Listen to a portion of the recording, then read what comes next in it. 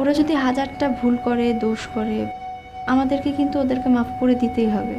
In fact আমরা মাফ করে দিই, কিন্তু আমরা যদি কোনো ভুল করি, এক জীবন চেষ্টা করলেও মাফ পাবো না আমরা। একা গেছো? হুম। আমার খুব টেনশন হইতেছিল ভাবি।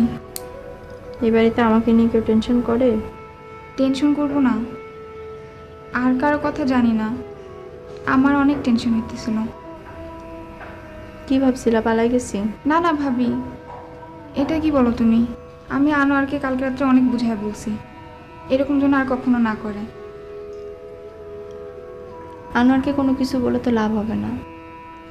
আজকে একটা বিষয় নিয়ে ঝগড়া লাগছে, কালকে আর একটা বিষয় নিয়ে ঝগড়া লাগবে, এটা চলতেই থাকবে।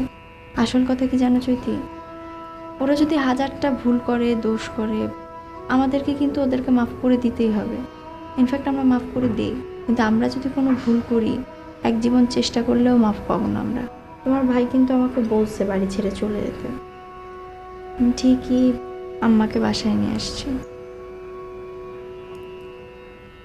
কয়েকদিন পর দেখো, আম্মা যখন সব কিছু জানতে পারবে, আম্মা কিন্তু আমাকে বের করে দিতে চাইবে। আমি মেন্টালি প্রিপারেশন নিয়েই রাখছি যে এক সময় না এক সময় আমাকে বাড়ি ছেড়ে চলে যেতেই হবে। এটা তুমি কি বললা ভাবি? তুমি কেন তোমার সংসার ছেড়ে যাবা? আমরা কেন আমাদের সংসার ছেড়ে যাব? আর আম্মাকে কে বলতে যাচ্ছে বলো? বলার অনেক মানুষ আছে। তুমি আনোয়ারের কথা বলতেছো? আমি আনোয়ারকে আজকে শক্ত করে বলে দিব, এই কথা যেন কোনোভাবে আম্মার কাছে না যায়।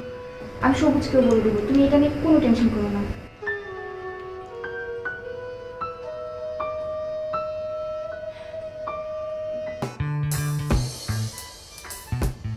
ভাবি তো ফিরে আসছে। ভাবির সাথে দেখা হয়েছে? যাও ভাবির সাথে দেখা করে আসো। খুব তো ডায়লগ বাজি করছিলাম, পাখি উড়ে গেছে, এই পাখি নিরে ফেরার পাখি না।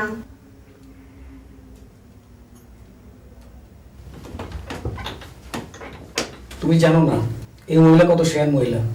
সে নিশ্চয় একটা ষড়যন্ত্র করার জন্য এখানে আসছে, এমনি এমনি আসেনি।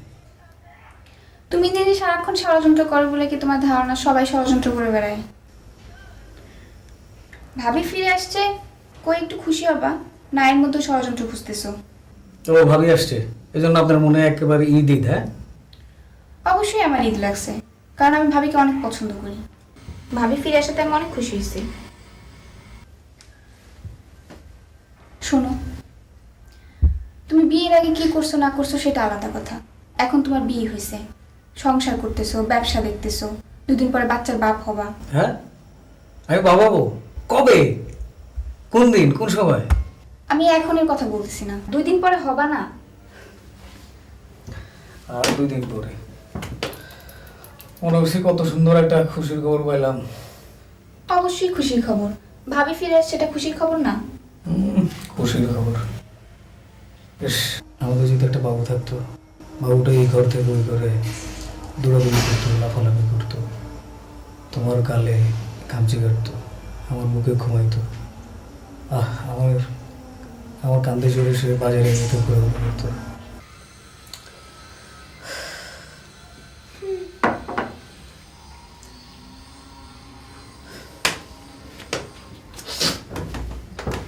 কই যাচ্ছ?